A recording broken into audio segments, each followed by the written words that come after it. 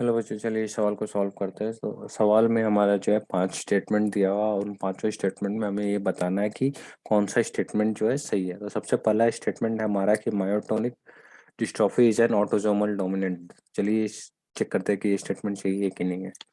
तो myotonic dystrophy के case में होता क्या है कि जो जीन्स होते हैं, म्यूटेटेड जीन्स होते हैं, वो autosomal dominant inheritance pattern show करते हैं, ठीक है ना। तो मायोटोनिक डिस्ट्रॉफी केस में क्या है कि genes, mutated genes shows autosomal dominant inheritance pattern। Autosomal dominant होने का ही मतलब हो गया कि एक सिंगल जीन सफिशिएंट होगा ये डिजीज कॉज करने के लिए। नेक्स्ट स्टेटमेंट है हमारा कि sickle cell anemia is an autosomal recessive trait. हाँ, ये स्टेटमेंट बिल्कुल सही है कि सिकल सेल अनीमिया जो है ऑटोसोमल रिसेसिव ट्रेट शो करता है, ठीक है ना। नेक्स्ट है हमारा टर्म में स्टेटमेंट है कि हाइपरट्राइकोसिस इज एन हॉलेंड्रिक इनहेरिटेंस। तो हॉलेंड्रिक इनहेरिटेंस सबसे पहले समझते हैं। हॉलेंड्रिक इनहेरिटेंस वैसा इनहेरिटेंस को कहते हैं जिसमें जो जीन्स होते हैं ना वाई क्रोमोसोम पे, उसका जो इनहेरिटेंस, ठीक है ना। तो genes, inheritance of the genes, inheritance of the jeans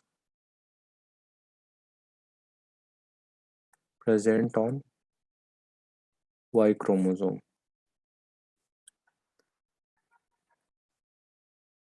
इसका सबसे बेस्ट एग्जांपल है आपका हाइपरट्राइकोसिस।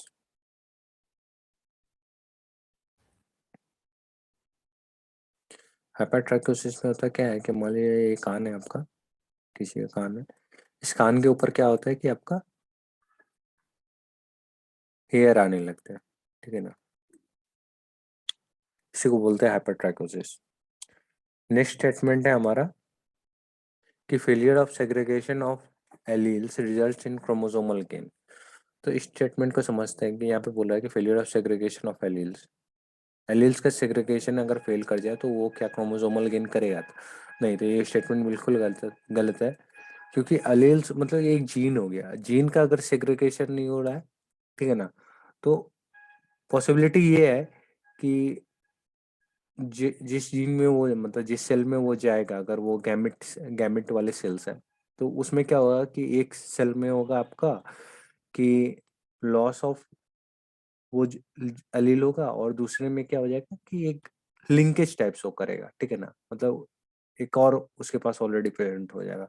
लेकिन उस केस में क्या होगा ना कि क्रोमोसोमल लॉस नहीं होगा, ठीक है ना। क्रोमोसोमल लॉस नहीं होगा, यहाँ पे एलील्स का लॉस हो रहा है, ना कि पूरे के पूरे क्रोमोसोम का, ठीक है ना। तो ये स्टेटमेंट बिल्कुल गलत है। नेक्स्ट स्टेटमेंट है हमारा कि cystic fibrosis is an Mendelian disorder. तो मेंडेलियन डिसऑर्डर सबसे पहले समझते हैं कि होता क्या है।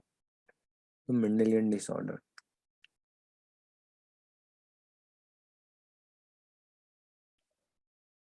मेंडेलियन डिसऑर्डर मतलब एक टाइप का जेनेटिक डिसऑर्डर है जिसको हम लोग जो अराइज होता है आपका अल्ट्रेशन इन वन जीन, और या फिर किसी भी एबनॉर्मेलिटीज आता है जीनोम में, ठीक है ना।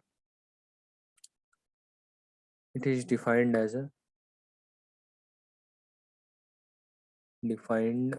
As a genetic disorder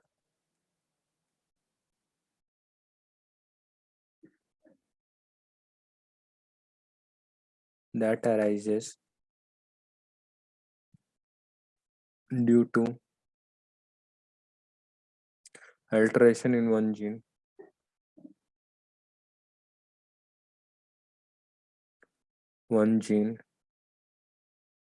or abnormalities in the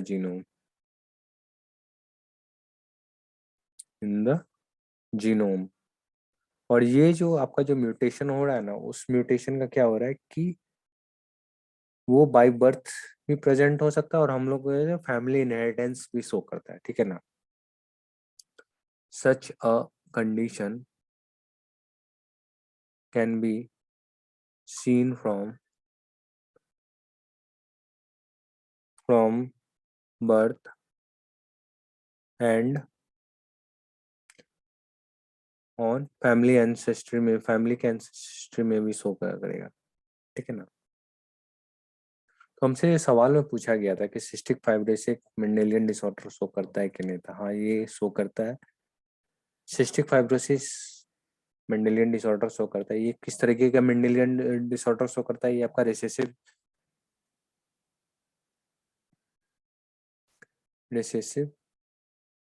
Mendelian genetic disorder show करता है, ठीक है ना। रिसेसिव जेनेटिक डिसऑर्डर शो करता है।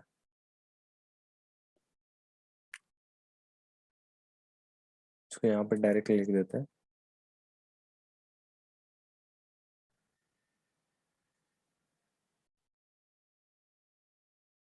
यहाँ पे लिखते हैं कि cystic fibrosis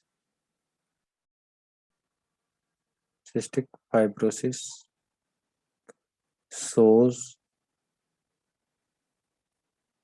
Mendelian recessive genetic disorder, ठीक है। तो ऑप्शन 5 भी बिल्कुल सही हो गया। तो हमारा कौन कौन सा ऑप्शन सही हुआ? ऑप्शन 1 स्टेटमेंट 1 सही हो गया, स्टेटमेंट 2 सही हो गया, स्टेटमेंट 3 सही हो गया, स्टेटमेंट 4 गलत है और स्टेटमेंट 5 सही गया। तो हमारा ये 4 स्टेटमेंट जो है सही है। तो चलिए अब ऑप्शन चेक करते हैं। तो ऑप्शंस में तो कोई ऐसा तो कुछ दिया हुआ है नहीं। तो जो भी इंफॉर्मेशन अभी तक हमें मिला है उस इंफॉर्मेशन के हिसाब से स्टेटमेंट 1, स्टेटमेंट 2, स्टेटमेंट 3, स्टेटमेंट 5 जो है सही है। आई होप ये क्वेश्चन उसका जो आंसर जो है आपको काफ़ी अच्छे से समझ में आया होगा। Thank you and best of luck.